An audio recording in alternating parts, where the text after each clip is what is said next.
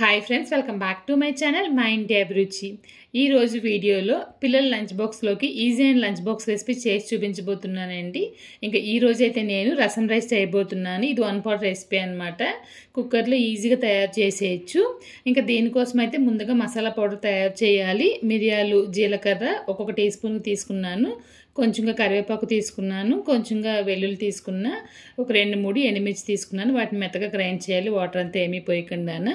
ఇంకా కుక్కర్ తీసుకుని దాంట్లో ఆయిల్ వేసి ముందుగా ఆవాలు వేసి ఆవాలు బాగా వేగిన తర్వాత టమాటో, కరివేపాకు, పచ్చిమిర్చి వేస్తున్నాను. కొంచెంగా సాల్ట్, పసుపు వేసి టమాటో బాగా మెత్తగా మగ్గాలండి. మగ్గే వరకు బాగా కలుపుతూ ఫ్రై చేయాలన్నమాట. మూత పెట్టి ఒక 2 నిమిషాలు వదిలేసారండి. టమాటో త్వరగా మగ్గిపోతుంది. ఇంక ఈరోజు ఈ రైస్ తయారు చేయబోతున్న ప్రెషర్ కుక్కర్ వచ్చేసి నేను ద ఇండస్ వ్యాలీ నుంచి తీసుకున్నానండి. ఇది వచ్చేసి 3+ స్టెయిన్లెస్ స్టీల్ 3.5 లీటర్స్ కెపాసిటీ ఉన్న ప్రెషర్ కుక్కర్ ప్యాన్ అండి. ఇది మనకి 2 సైజులు అవైలబుల్గా ఉన్నాయండి. ఒకటి 3.5 లీటర్స్, ఒకటి వచ్చేసి 5 లీటర్స్ అనమాట.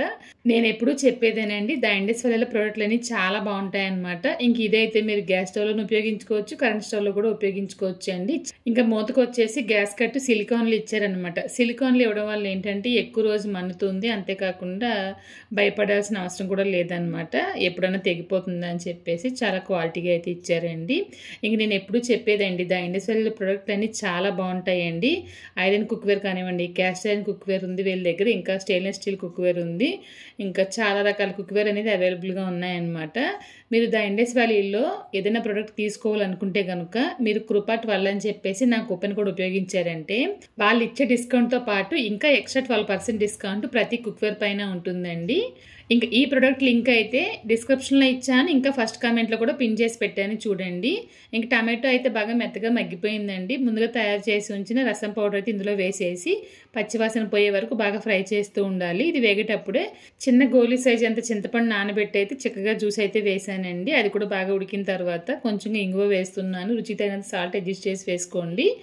ఇప్పుడు దీంట్లో 3 గ్లాసుల వాటర్ అయితే పోస్తున్నానండి. 1కి 3 కింద వేస్తున్నాను, ఇంట్లోనే తింటున్నాం కాబట్టి.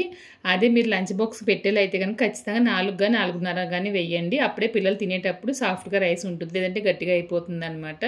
మీకు టేస్ట్ ఇంకా కావాలనుకుంటే కనుక 1 టీ స్పూన్కి కందిపప్పు కూడా వేసుకోండి. బియ్యం పప్పు కడిగేసి ఒక అరగంట సేపు నానబెట్టి నీళ్ళన్నీ లేకుండా ఇందులో వేసేస్తున్నాను అనమాట. వేసేసి ఒకసారి బాగా కలిపేసి ఉప్పు కొంచెం తక్కువగా ఉందని ఉప్పు వేసాను. సన్నగా తరిగిన కొత్తిమీర వేసి ఒకసారి బాగా కలిపేసి ఎక్కువ మంటలో చిన్న బర్నర్లో ఒక 3 విజిల్స్ రానివ్వండి. 3 విజిల్స్ తర్వాత చూసారంటే చాలా పర్ఫెక్ట్గా రసం రైస్ తయారైపోతుంది.